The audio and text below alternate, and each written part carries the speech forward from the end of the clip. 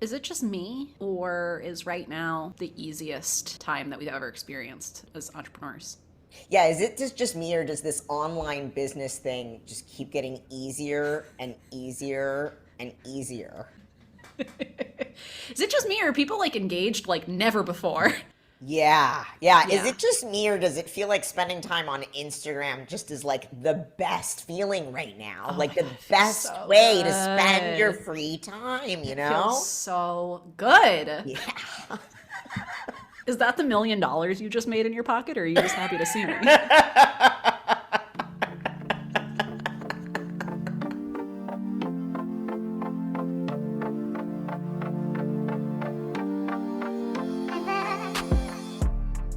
In this episode, we're kind of setting the scene for the whole rest of the podcast, right? Because we want to talk about like all the things that we were taught about running a business online, growing your work online, and now the place that we've actually found ourselves in and how we could revisit some of that in a way that actually meets the moment. And so we've got to talk about where we're at. Yeah, I'm having so many thoughts as you're saying that. And on that note, welcome to Reimagining Online Business. Oh, right. We should introduce the show.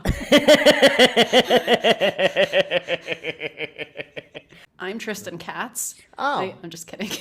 I know. I was like, we should introduce each other. Like, what would we say about the other person and their work, you know? I don't know. You're putting me on the spot, Tristan. You go first if that's what we're Okay, doing. I'm sitting across from Brooke Monaghan. She uses she, her pronouns. I would describe her as a really adept, savvy, smart, badass business coach who's specialized in a lot of things over the course of her professional career. Currently, I would say that her strong suits are advising and coaching and consulting on offers design, messaging, sales pages. She's really good at making a sales page. It's like all these little nitty gritty things of business that people take for granted and don't ever do. Do that with Brooke. You know, that's what I would say. Go do that with Brooke. Oh my gosh, thank you, Tristan. That was so nice. Yeah, what can I say? I'm blushing over here. Well, my co-host here, Tristan Katz, uses they pronouns, but they, them, but sometimes he. And Tristan, I mean, Tristan is like a trusted source on marketing in alignment with your values. This is what I would say. There's equity inclusion work in there. There's trans inclusion work in there. There's lots of work around like facilitating and holding spaces in a way that is in integrity. And also, now more and more, I'm finding more focus on content marketing, which I'm very excited about because Tristan's always been very good at Instagram. It drives me nuts because I don't like Instagram at all, and I've complained about it since we've known each other. Tristan's over here just like, yeah, I have boundaries around Instagram, and like, I don't know, I just like make content and like people keep engaging with it. And yeah, I have like, 7,000 followers or something, but like no biggie. And I've just been like, can you teach us something about it though, Tristan? And now they are. So yeah. Thanks. I don't feel like that wasn't as nice of an intro as yours was. Yours was a little bit more like Well, you can always go re-record thoughtful. later. You know, you could record a few different versions and then just choose one you like. And Yeah. Well, you don't. considering the capacity that I have these days, I can totally see myself going back and re-recording because I'm just looking for more to do, Yeah, and I also just think like anytime you can approach something by trying to make it perfect, that's the way. You know? Oh, totally. Okay. We need to get into this because at this point, people might think we're serious. Okay, fair. You go first. Well, so I am finding that everyone that I am talking to is complaining about how hard things are right now in the online business world. Marketing, definitely, but really like all of it. We have conversations about this all the time. We're always trying to like theorize about like what is going on right now, but like why and what is working and why are things actually harder right now, or is it just that we're like so burnt out because of the state of the world and we're trying to do this while also like heartbroken and like stretched thin. And so we wanted to start talking about like where we actually have found ourselves transparently and publicly rather than just having these conversations behind closed doors, because I'm finding that so many people are talking about it behind closed doors but really hesitant to talk about it publicly because no one wants to admit that they are experiencing this, it seems. Well, right. If I admit as a marketing consultant or educator that my business is struggling Right. I or that I'm know. not able to pay myself enough money to sustain my bills, like, then what kind of marketing consulting work am I quote unquote selling, you Mm-hmm. know? I know. But it is a reflection of the larger moment we're in. It's not a personal failing on either of us, and I'm sure that's the case for most folks that we're working with. And I'm Yeah. also thinking too, like, who has dominated the entrepreneur online business space? Well, predominantly it's been folks who are more proximal to power, right? So Mm-hmm. like it makes sense that at this point we're in, and we're going to talk about like this moment being like, we're recording this in April 2024. And I want to talk about like what we've seen in the last few years, and we'll get into that in a minute. But like, of course, like it looked easy for Mm-hmm. like the dude bros, Mm-hmm. or the Jenna Kutchers, Mm-hmm. or the drop the name of the white cisgender heterosexual able-bodied thin person that Mm-hmm. has somehow made this entrepreneurship thing look easy or doable for everyone, but we both know that that's just not the case. It's just Mm-hmm. not the case, and what worked for them is not necessarily going to work for me. Absolutely. And I also just wonder, like, how much of the wealth and audience and all of that was amassed by pretending, like by pretending that you're really successful and Hmm. pretending that you know what you're doing before you've actually done it. And then getting people in because you're saying that you know how to do it now is actually making you the money. And now it's right like that. I just, as we talk about not wanting to admit what's going Mm. on for us, or saying, okay, well, if as a marketing professional I admit that my business is struggling, then what kind of marketing professional am I really? It's like I actually think that if we then either don't tell the truth or we recede back into ourselves and into like we don't say anything because we feel like imposters, what ends up happening is the space continues to be dominated by people who maybe they maybe things are working for them because they have resources and access to or proximity to power and privilege. Maybe things actually aren't working that well and they're just not saying it because no one is and no one wants to. I don't know. And because they can create an effective narrative that makes it look like they are having success, which makes you want to work with them more, or Right. whatever the story is. Yeah. Right. Yeah. So, I mean, let's talk first of all. The nature of online business has changed in the last, I would say, 4 to 5 years. Mm-hmm. And as two people who have been working in online business and helping folks who are working in online business, I think we're in a unique position to move back and observe what's been happening over the last several years. Yeah. And even through my own work and the surge that I feel I experienced in my work in 2020 and 2021, when people were, I don't know, more available for Zoom, because it was like the only option for spending our time socially at that Mm-hmm. time during early COVID. And also, I think, the economy was Mm-hmm. different. And in Mm-hmm. this weird moment with whatever the quote unquote stimulus packages and whatnot, things have changed. And I think there were so many folks who went online for the first time to Mm-hmm. run a business, right, in Mm-hmm. 2020, 21. And that was not my experience. I know that wasn't necessarily yours either. Like, Mm-hmm. anyways, I wonder if there's something you want to offer or share about that moment in comparison to this one and what we've seen happen over the last few years. Yeah. I mean, okay, so I will say that I started my business online in 2019. Um, not long before COVID hit, and we saw this huge boom of people losing their jobs, having to figure something else out. And I think there was like this, I saw this and I felt it too. I think this spike in, okay, this is terrible, but also we're now realizing that all the stuff that we told ourselves we had to do, we don't actually have to do, right? We don't actually have to go to the office every day. And maybe we don't actually need that job now that we were forced out of that job and we can do what we really wanted to do, right? And I do think that there was a bit of optimism about what might be possible for us in our lives. And we saw a lot of people go into starting to try to make money online. And we saw a lot of people making money off of that by selling really kind of a narrative about how you can do it too if you XYZ. Personally, I think a lot of it was based in magical thinking.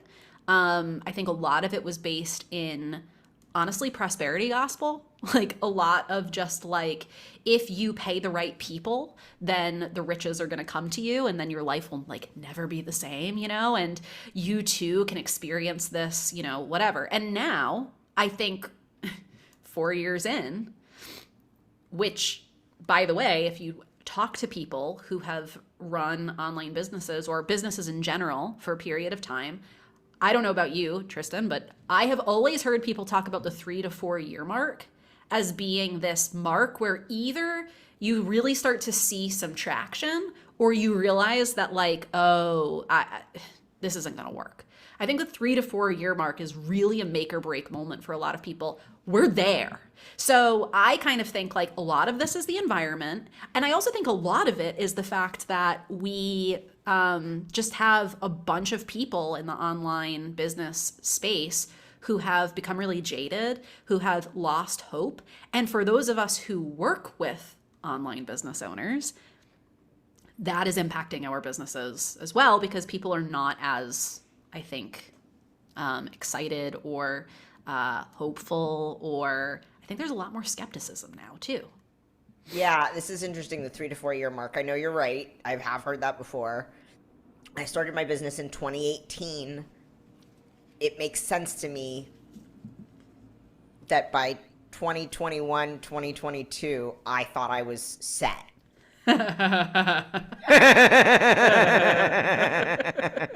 Oh, that moment we've all been waiting for as entrepreneurs where we just arrive. Yeah, I was like, this is it. This is it. I'm gonna be okay. I'm going to be okay from here on out. Me too, by the way. I think I paid myself the most money I had ever made at a job or anything. I paid myself more money than I had ever made in a year around that time. And I want to this like, oh, it's an upward trajectory. It's an escalator. It's like it goes like this. Nope, no, it really doesn't. Okay, this is the value of talking about this right now, though, because that was never true. But we were told that that was the experience we were going to have around 2020, I think, when people were seeing all of these people considering how to make money online. There's this new market for this. So then there's this huge rise in these business development educators or content creators who are talking about business development, who are talking about, I'm going to tell you the story about how I made it to my first 6 figures. And then everything was different, right? The rags to riches story was honestly we were all told to market ourselves that way. I mean, I also want to acknowledge too that you and I are from very unique, have unique backgrounds insofar as you, from what I know about you, have been studying entrepreneurship like your entire freaking conscious life.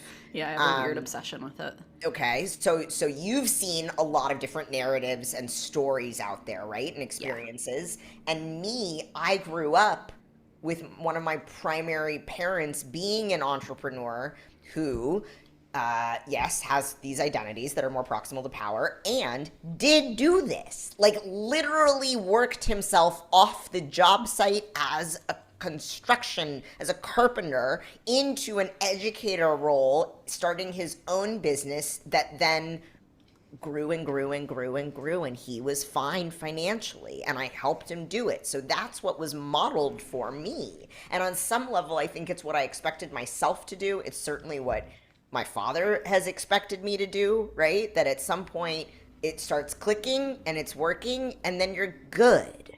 Right. And then in that story, we leave out the part where, 50% of business owners are quote unquote out of business, and I'll expand on why I put that in quotes, go out of business within the first few years. Yes. So we act like it's the norm. We act like what happens for a small percentage of people is the norm. And it sounds like you had it in your house. So that was even more, a part of your psyche. Yep. Yeah. But so the reason that I say 50% of business owners, quote unquote, go out of business is because what I've always had to say about that statistic is that all that means is that's when people decided to call it quits. There's plenty of businesses that operate at a loss for years. And what I mean by that is businesses that are continuing to lose money. By the way, Amazon's entire business strategy was to lose money for a long period of time before, right? There's plenty of businesses that operate at a loss for a long time. There's plenty of businesses that are quote unquote working and they decide to close up shop.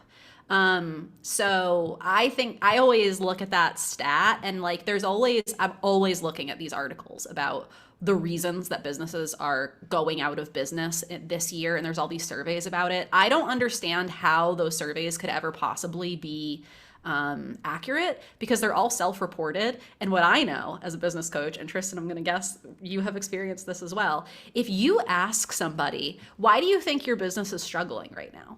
They're pretty much always going to say, no, there's not enough clients. The people just don't want what I'm selling, right? This translates to like not enough demand. There's no product market fit. We see this stuff come up in these surveys and I just laugh at it every time because I'm just like, or is it just that things got really hard? You realized that actually things weren't going to work the way that you thought that they were going to. Like there's so many other reasons that make people just close up shop. And I kind of wonder if like the reason why we're seeing so many people, I'm seeing a lot of people like getting jobs. I know there's a lot of discussion in the coaching space about the coaching space is like never going to be the same. So many people are quitting coaching. And I wonder how much of it is because it's just like, yeah, it's hard. And not everyone wants to do it long term. You mean like entrepreneurship is actually hard? Yes. I mean, I know that like, you know, if you just follow your passions, work will never be hard. I know that this is what we're told. Turns out. Yeah, just monetize all your interests, every single one of them, and then you'll be set. Right. And happy. And happy. Really content. Yeah, and just like so good financially, you know? Yeah. Okay, so here we are saying, first of all, what was working in our work 4 years ago is no longer working. People who established their work in the last 4+ years, 3+ years, are not necessarily the people that we can look to today for guidance. Yeah. The landscape has changed. Yeah.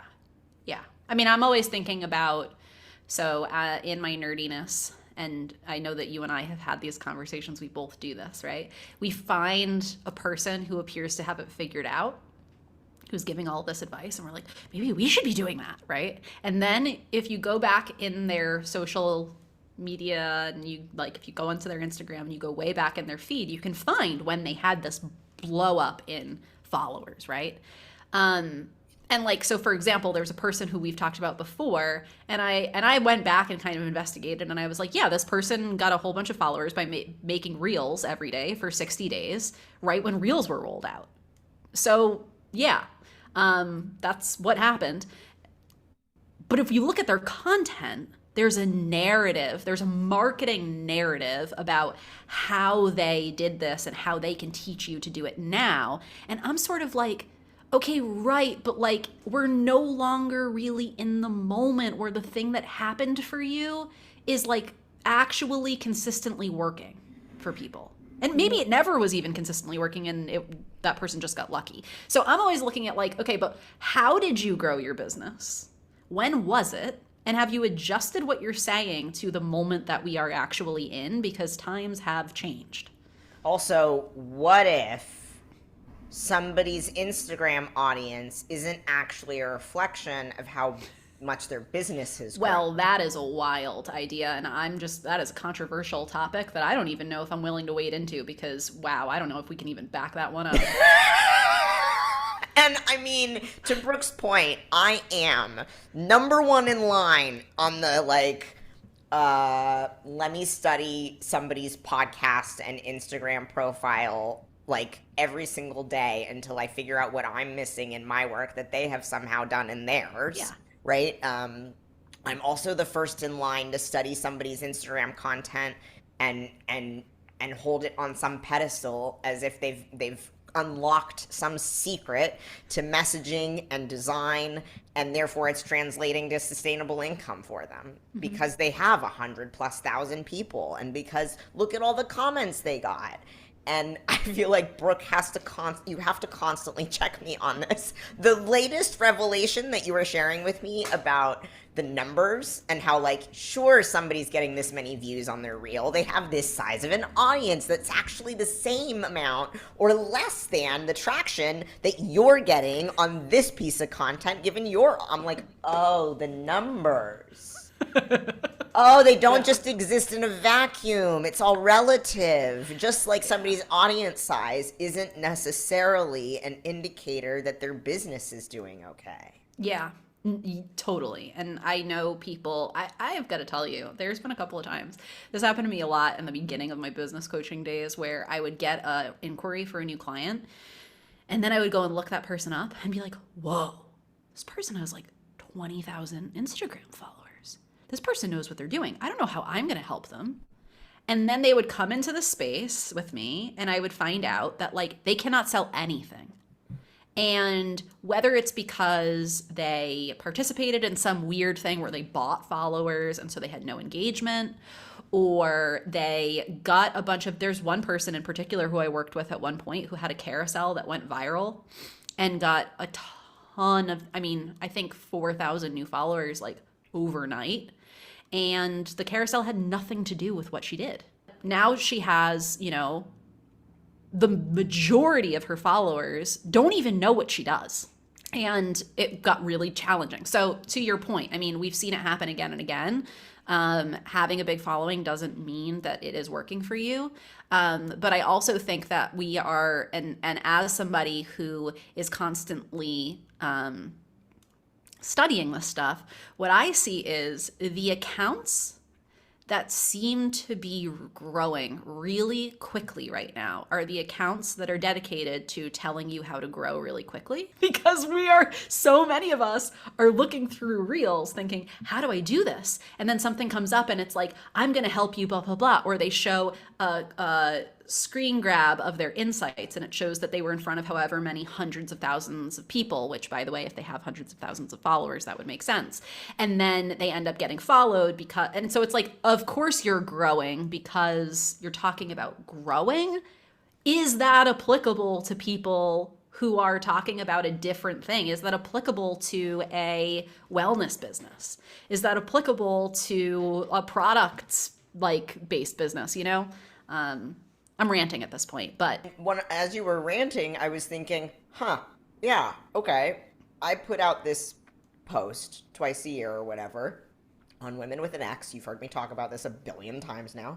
When I was like, people who are listening might not have heard you talk about it a billion times. You, Brooke Monaghan, have heard me talk about it. But maybe you tell the listeners. Oh, okay.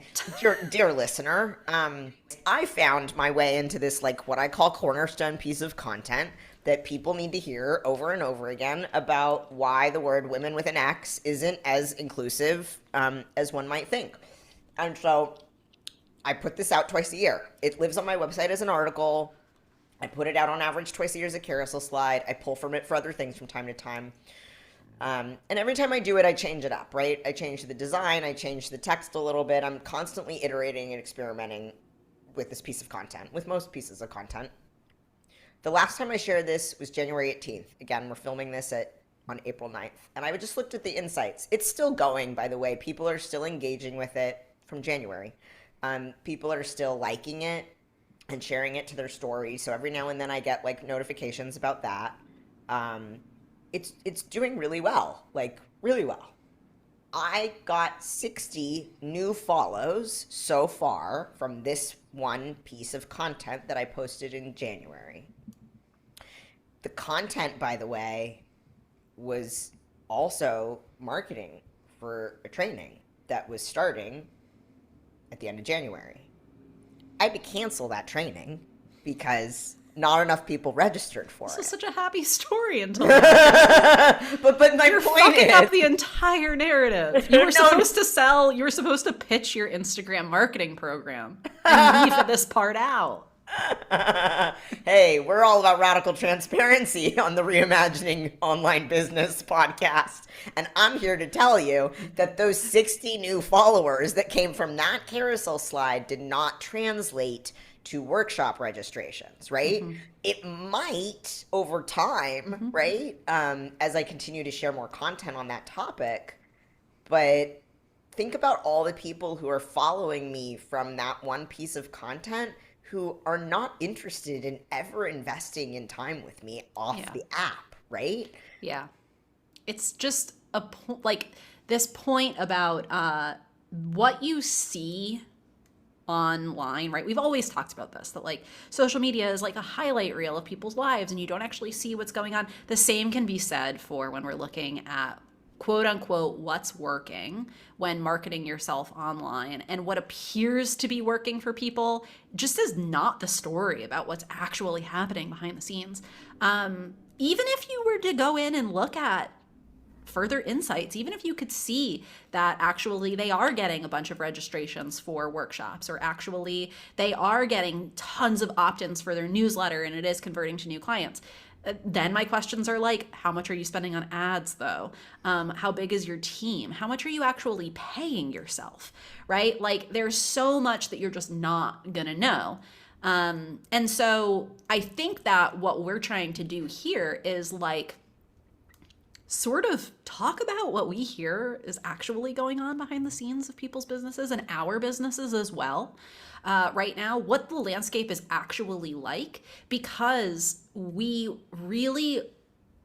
we both know to be true, and what I've found for myself, and it's like the number one thing that I'm talking about with clients all the time, is we have to orient away from this like smoke screen or this narrative and back toward us, our actual businesses, the people we're actually trying to connect with, what's actually working for us and not working for us. We can go out and learn from other people and bring in pieces of information to try to create a strategy. But at the end of the day, like, we're just not going to be able to replicate some image of success the way that we have been sold.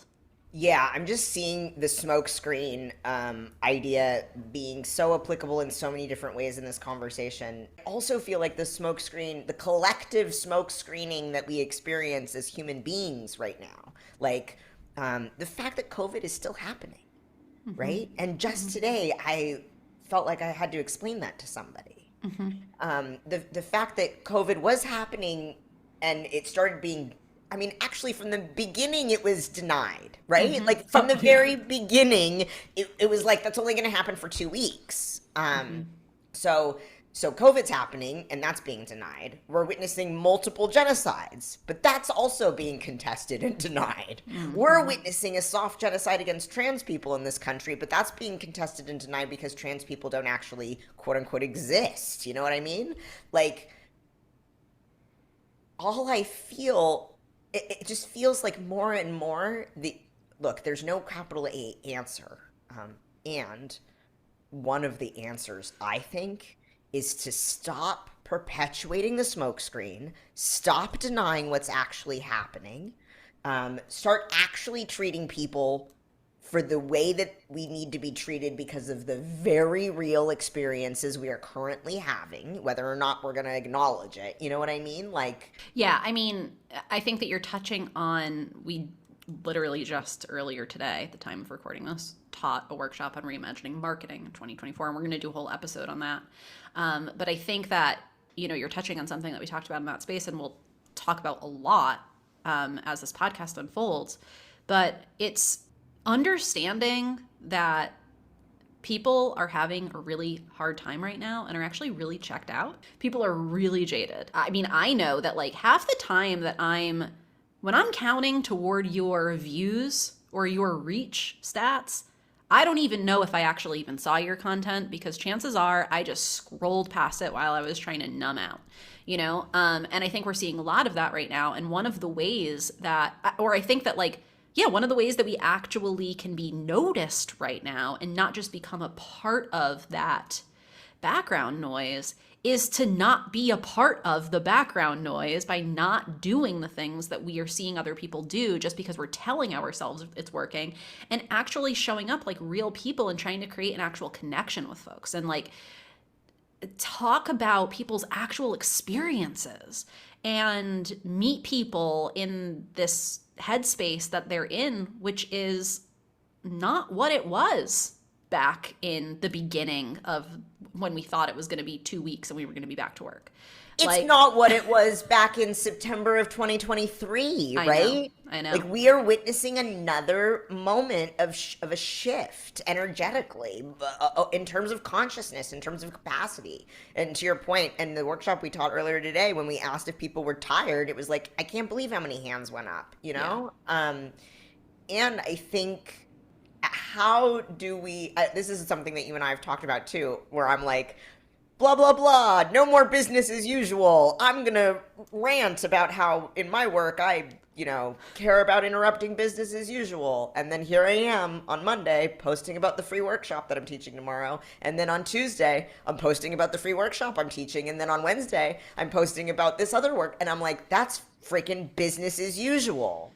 Yeah. And it's getting everything's more expensive. It's like harder to afford to live right now. And I think so many of us are like genuinely scared about money. Like, and how do we hold this and then also hold the reality that we've still got to figure out how to support ourselves. Yeah, how do we earn an income while also witnessing multiple genocides that we ourselves are also on some level responsible for? Yeah. Yeah, sorry, I don't mean to laugh. It's just like the most impossible question. Yeah, it's like one of those things right now where it's kind of like all you can do with some of this stuff to get through it is this uncomfortable laughter, because it's just like, where else can that go? I mean, it doesn't really feel like we have many options. No, and now I feel like acknowledging, like I need to acknowledge, what you and I are experiencing right now in 2024, this fear of not being able to sustain ourselves financially, which also we both know, like, we're probably going to be fine. One way or another, we're going to figure it out. We're going to land. Yeah. In part because of our identities and privileges and the way the world is set up and functioning in our favor. And I'm just struck by, like, how many people I know might be listening to this not having that experience, having had a different experience where, like, maybe they never knew financial stability or security. Or maybe they never knew a pathway to entrepreneurship that was oriented in that direction, like you and I have, Yeah, totally. So I just want to mention that, but totally. Yeah. And I think that, like, yes, I know, because of, again, like, the way that things are set up and the privileges that I have and my identities, I know I'm going to be all right. And I feel like every conversation that I'm having right now with other business owners, people are like legitimately like, no, you don't understand. Like, I am in trouble. Like, I need to figure out how to move this forward. Otherwise, the reality is I can't continue doing this work. And if I can't continue doing this work and I have to go and get a job, I'm not going to have the capacity to put this out there. And I know that it's needed. So Yeah. part of it is like, how do we figure out a way? It's like we're having to engineer this way to make our work sustain itself so that we can even bring it to people who we know really need it right now. And it just makes me so sad, like as somebody who just always had this kind of like weird like obsession with people who figure out how to like not conform to like the normal work life and figure out how to make things work for themselves.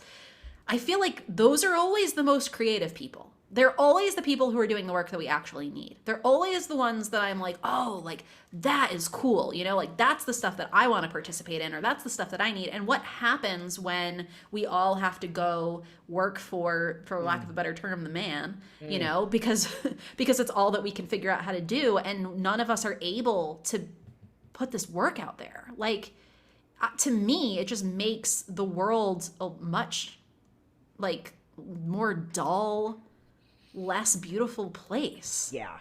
I think that business owners, I don't think that I know, you know, you walk out your door and, you know, I live in the middle of a city, so this is true for me. Maybe you need to drive a little bit. But when we're moving around through the world and you look around and you see the places that you can walk into to get certain needs met or get, you know, items that you need, or certain service providers or healthcare providers or whatever it is, or you go online and you're looking for options for things that you want to buy, it's like that experience is created by business owners. That experience is created by the people who opened those places or who created the product, right? And so to me, it's like, it's not even just about, I think that it's really easy for us to feel like it's so self-centered and just about us to figure out how to make money. And I get that because I feel the same way. But when I back up and I look at this more collectively, I'm like, no, we need to do this for each other, please. Like, I don't want this stuff closing. I want these people to be the ones who are creating the spaces for us to go into, you know? I also think there's something to be said about the like, and as I'm hearing you talk about this, like the grassroots nature of entrepreneurship, right? Yeah. And how much we need people who are in grassroots, and by grassroots I mean non-traditional, non-mainstream, non-dominant, right? Mm-hmm. Like, how can we embrace and I mean, because to me that's the world I want to live in, is one in which we move away from the systems of dominance, right? Right. And so to me, entrepreneurship on some level is aligned with that. Obviously I'm still operating within capitalism when I talk about entrepreneurship existing. But I am thinking like, what is the world I want to be in? Well, it's one we believe in each other, we support each other, when we're community based, right? We're less governed by people who hold power and then told that we have less access to basic human needs, right? Anyways, to me, entrepreneurship is a part of that, like, has to be a part of that model, if we're living in capitalism. But even if we're not, even if we're like exchanging, I don't know, something else other than money for goods and services, we need creatives. Yeah. And that's, I think, at the heart of a lot of the conversations that we're going to have is we've got to figure out how to reframe what we're doing to get back to the creativity. Yes. Of what we're doing, like to get back to this idea of creating something better, bringing work to life, actually serving people, creating something better for ourselves, but also for our communities, creating containers for people to come into that didn't exist before because we know that they're needed. If we can get back to that, I think it's a lot easier for us to break out of what we're seeing other people say we quote unquote should be doing and just kind of trying to conform to that pathway, and instead think about, oh no, this needs to work not just for me, not just because I'm hustling toward like, I don't know, like frantically kind of like going through the motions to try to make enough money to afford the things that I said I wanted when I was journaling about my $1 million. You know, we all remember the days. I'm sorry, I never journaled about $1 million. Oh, I just mean when that was like the advice. Oh, got it. You just journal about it and then it'll happen. Okay. Yeah. I didn't get that message. Write down. Oh, good for you. Good for you. Not for that, but for a bigger reason, or to not be oriented toward making all of the money, but to instead be oriented toward making this thing come to life. I think that when we can do that, we can also like take our energy back and our attention back from all of these distractions of like, no, this is what's working and this is what's working and this is what you need to do and this is what you need to do, and take that back and then put it into looking at what's actually in front of us and using our critical thinking and our own skill set to be like, oh no, but I know the people that I want to serve and I know what those people want. And actually, I think if I did it this way, then that might actually work. And how can I play with this a little bit more? Yeah. Yeah, I'm really feeling the how do we reclaim our creative capacities? Yeah. How do we reclaim our capacity to be creative in our businesses? When it feels like our creativity is being literally zapped out of us by the environment we're in, the nature of marketing at this time, the cost of living, the genocides, the violence, the upcoming election, the list goes on. Yeah, creative energy is hard to come by right now. It is, and I feel like it's a core part of having a successful business as a solopreneur, as an entrepreneur. And it's interesting to me.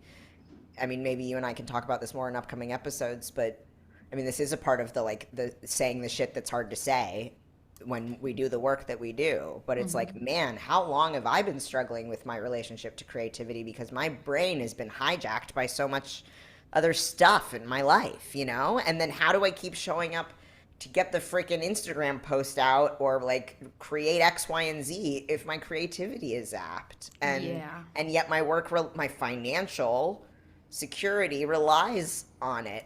Yeah, it's complicated. Yeah, I mean, so as you're saying all of this, I'm kind of laughing to myself because have we talked about Delulu energy? No. Have we talked about Delulu being the Solulu? Who to what? Okay. So, you know, I am no longer in the. I try to stay relevant. You know, I try to stay up on what the kids are doing. I struggle, but I've. This is a kid thing. Is this? Yes. This has to do with the kids. This is a Gen Z, X, Gen Z, Gen. What? Not Gen? X. Wait. Gen Z. Z. What Gen? Are you really up to date on things? No. I know. I only know this one thing, and I'm going to pull it out now. You're pulling it up.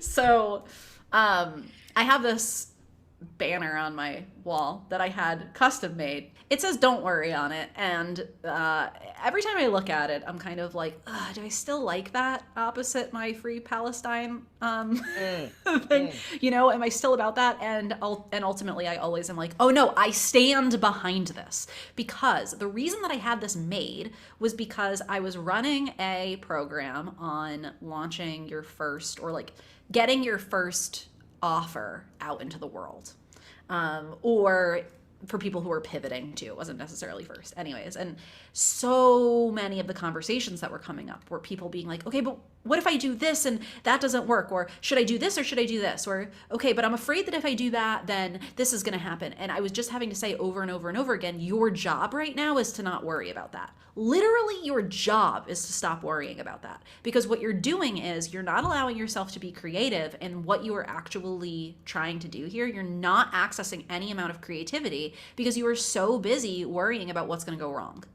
And I'm not saying that it's going to work necessarily. I'm not saying that if you just don't worry, everything's going to work out. But what I'm saying is that worrying about all of these little things it's energy that you could be putting into creating it and just getting it out there and then just finding out if it works or not. And then you have information. Which brings me to the Delulu. Because there's like this TikTok, whatever, I think is where it started. Delulu is the Slulu, which is basically just like Delulu energy, being like, you're just going to delude yourself into thinking that it works. And like, sometimes it works out, you know, like it's the only way to move forward right now. Truly, to be a person who has decided that you are going to opt out of having a job, getting benefits from your job, clocking out at a certain time, having a retirement plan, Mm. all of that stuff, chasing like promotions and a career and having some kind of quote unquote stability, to decide you're going to opt out of that and you're going to continue to try to sell services online right now, even with everything that is going on, you've got to be a little bit detached from reality. That's our podcast for today. You do. Join us for upcoming episodes where we talk about this some more. Seriously. But I'm like, joking. you know, how many people probably looked at Thomas Edison and were like, you really think that thing's going to light up? Really? Really? Yeah, I mean, honestly, seriously. My father literally said, "You're really gonna post fuck white supremacy on your Instagram profile? Really? Saying. You're gonna do what?" You've got to be a little bit like detached. There's a certain amount of it that is necessary right now, because we are literally talking about how to create things, how to preserve, cultivate creative energy, when every single thing in the world right now feels like a drain. Yeah, where the world feels like it's honestly conspiring against me having any creative energy. Yeah. Yep. So why am I talking about all this? I guess because it's another thing that we have to hold. Like, I think that one of the things that we really want to talk about in this podcast is grounding in the real world and what's actually happening in people's actual experiences.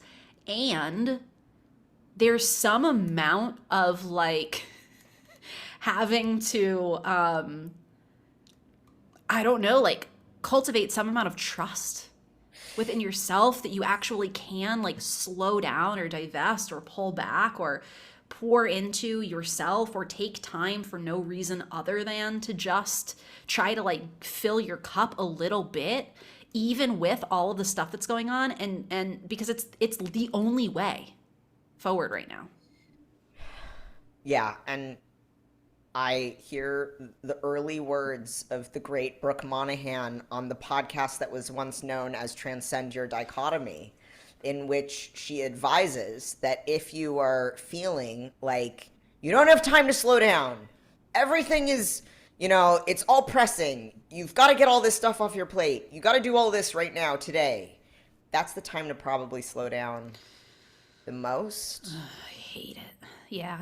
Tiffany Hahn, my first coach, always called me out on that shit.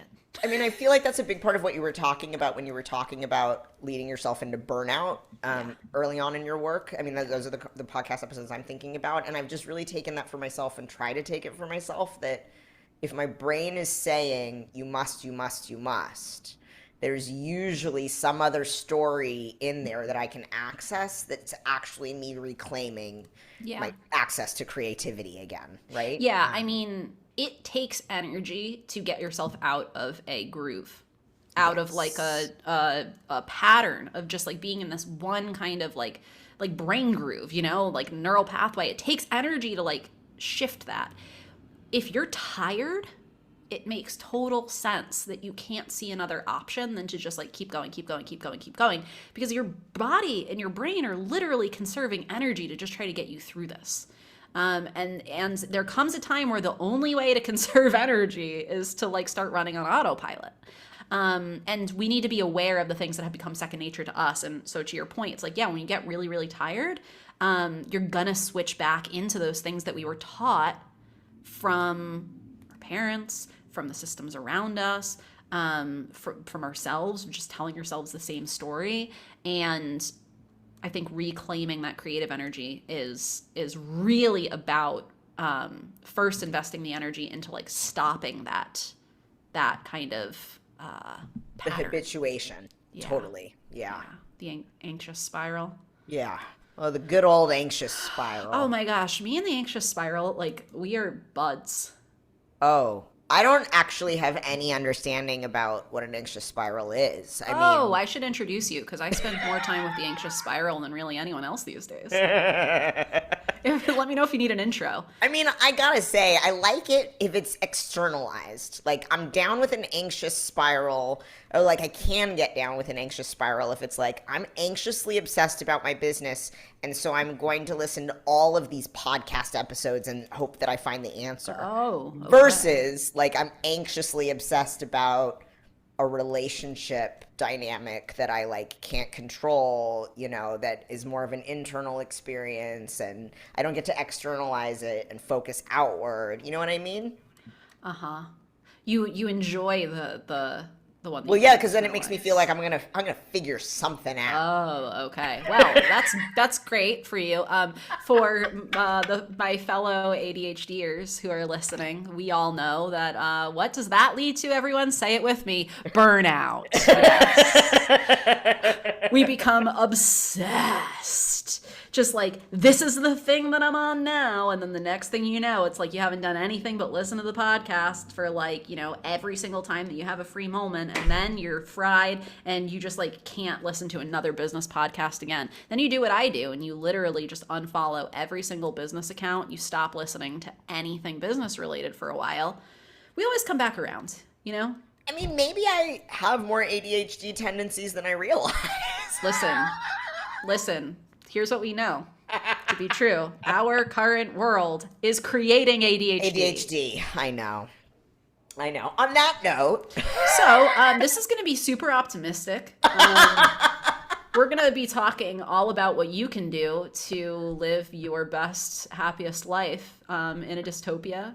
I mean, hey, we're talking about the reality of the world. We're going to name the reality. So, yeah, that's what's happening. Yeah. Yeah, some of the keywords you might expect are like, online business trends in 2024, like some of that, like, make your first million in your first 3 years of business. I'm thinking about that kind of vibe. Aren't you? Yeah. I'm thinking get rich quick. Get rich quick. Cool. Yeah. Or what else? Become the next Chad or Karen. Yeah. Maybe we can get a bunch of we can do one of those things where we lay in a bathtub and we like fill it with money. Ooh. Are we naked in the money?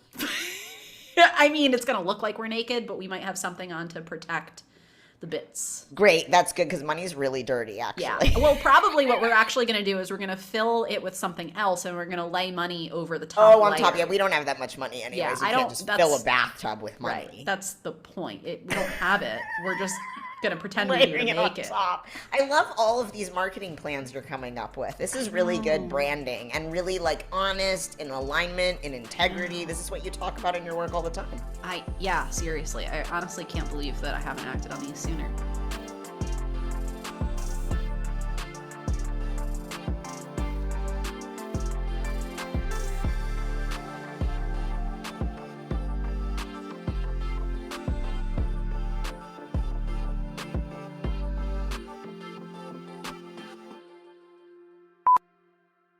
Yeah, is it just me or is posting every day actually working?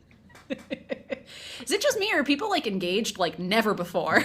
Oh yeah, is it just me or are people just like eating up the work that we have to offer in the world right now, right? Just like, me, I want that sales page seminar, yes! Yeah, aren't you dying for another course?